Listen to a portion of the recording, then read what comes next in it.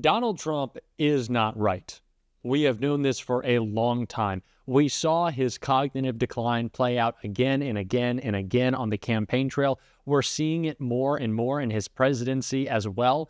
But it seems like the McDonald's and lack of sleep is catching up to Donald Trump because it's showing in his physical appearance as well. And the White House is scrambling to cover it up because if we know one thing about Donald Trump, it's that he likes to pretend he's strong when in fact he is weak. And we are going to get into all of this and the cover-up. But before we do, if I could quickly ask you to leave a like on this video. And if you haven't already and you enjoy our channel, to hit that subscribe button. It goes a long way and it does mean a lot to me. Now, before we get into the White House's panicked response, we have to start with what the with a bit of a theory around Donald Trump's health is from James Carville right here. I was going to comment on something else, but it's impossible for me to ignore the events in the Oval Office earlier today. It's stunning. I think anybody watches this saw it. And I'm torn for an explanation, but there's something clear. There's an expression here in South Louisiana. It's not totally true, but it's you mostly hear it from Black people. And they'll say, that boy ain't right. And if somebody's obviously having some kind of a personality disorder or whatever. Well, when you look at Trump, the first thing that comes to your mind, that boy ain't right.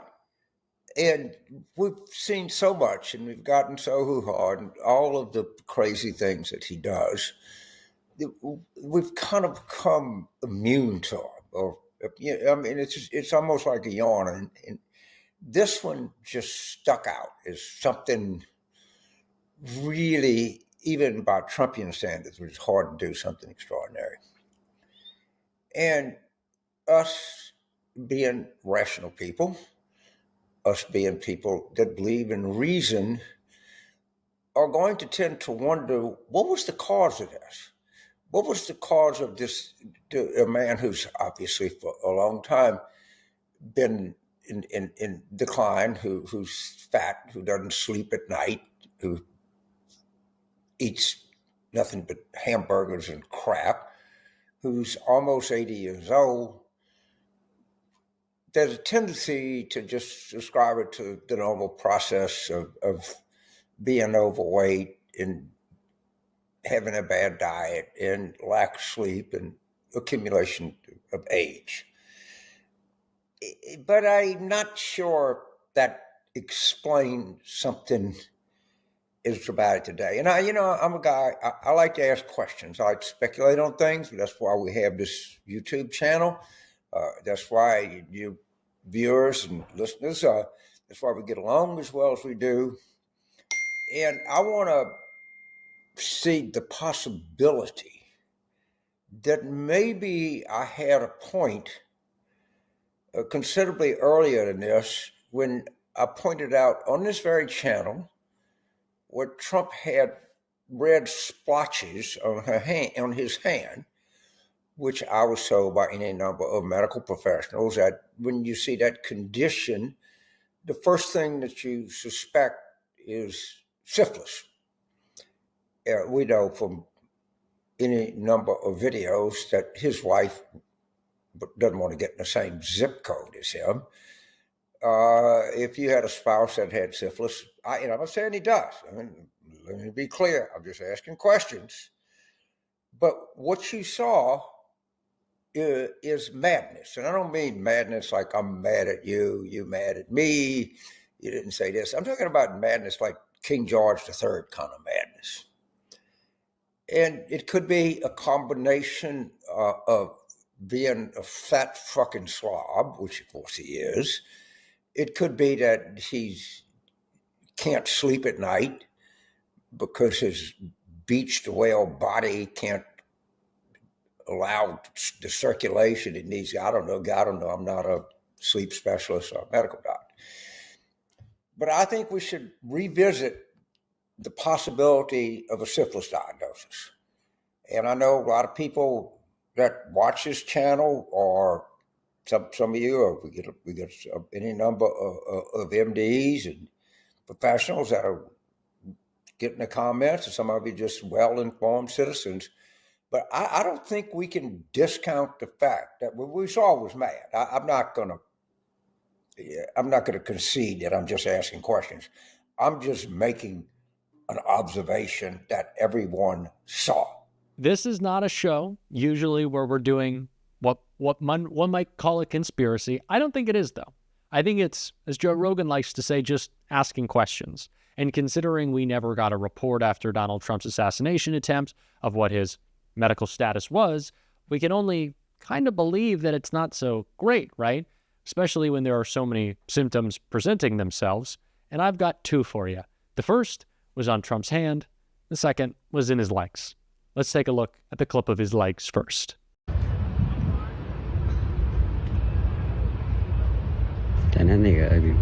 White House says that a large bruise on Trump's hand is from shaking hands all day, every day.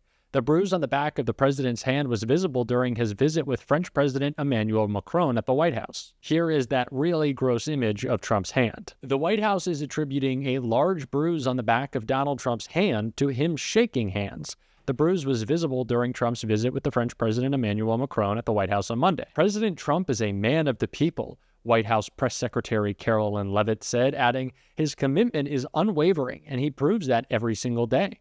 President Trump has bruises on his hand because he's constantly working and shaking hands all day, every day, Leavitt added in a follow-up statement. Trump has had visible bruising or redness on his right hand or on at least two other occasions in August and November of last year, according to NBC News. So we saw him kind of wobbling around on the golf course, and now the bruise on his hand, which has been there before.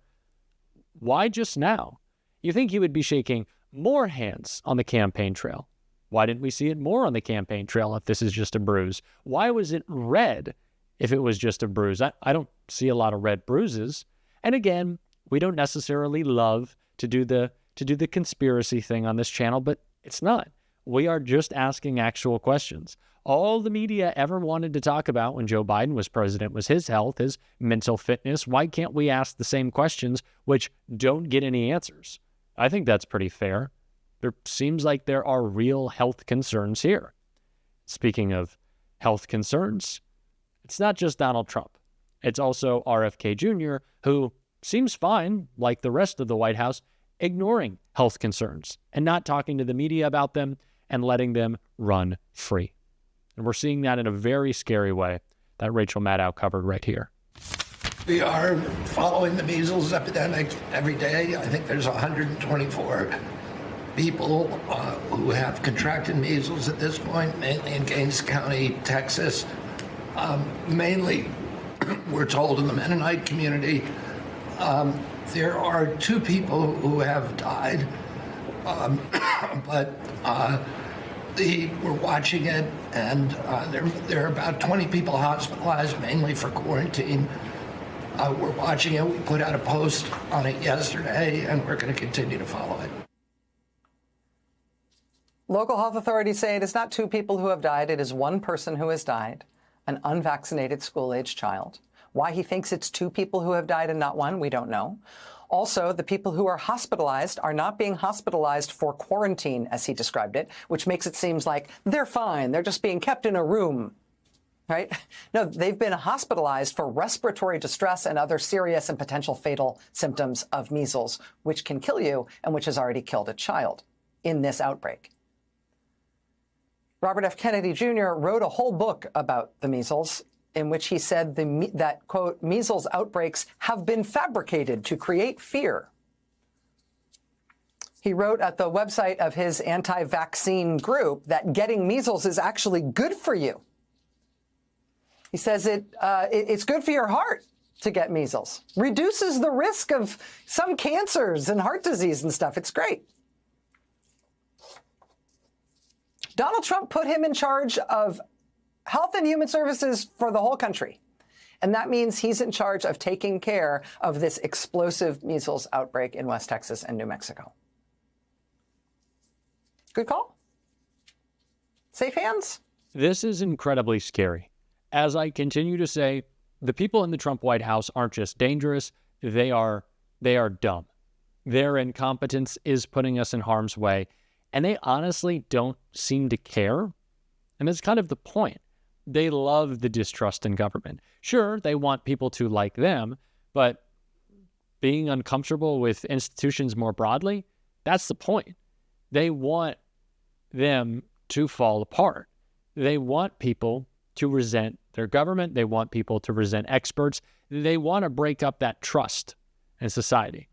If they can do so, they can go after whatever they want. It is their point to make you pessimistic. It is their point to make you think that you lack agency. That is not true. You still have the ability to call these people out, still have the ability to fight back against them, still have the ability to call them out. And we certainly saw that call out of RFK Jr.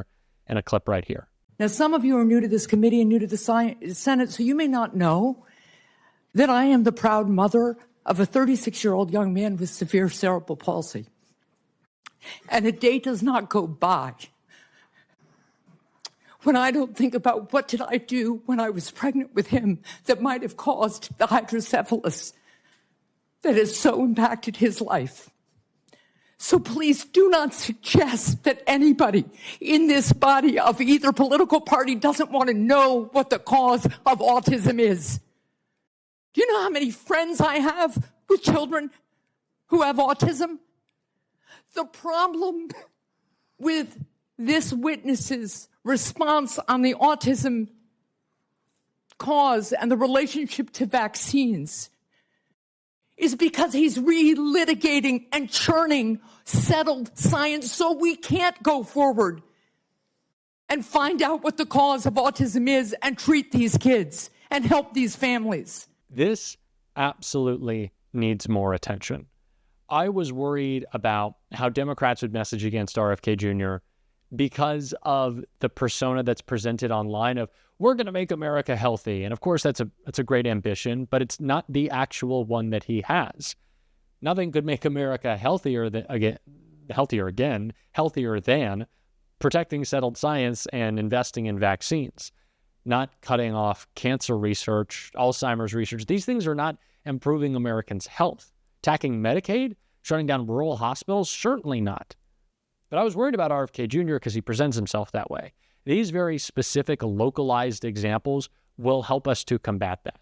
The national narrative kind of gets washed out in the shuffle, and people just get their clips. And we know that Meta and TikTok and Twitter are not serving them the truth in those clips. So we got to be hyper-specific and be as loud as we can. That's what we're doing on this show every single day. And if you want to support that, as always, you can hit that subscribe button. You can leave a like on this video. And if you stuck around to the end, you can drop a blue heart in the comments. And until next time, I'll see you soon.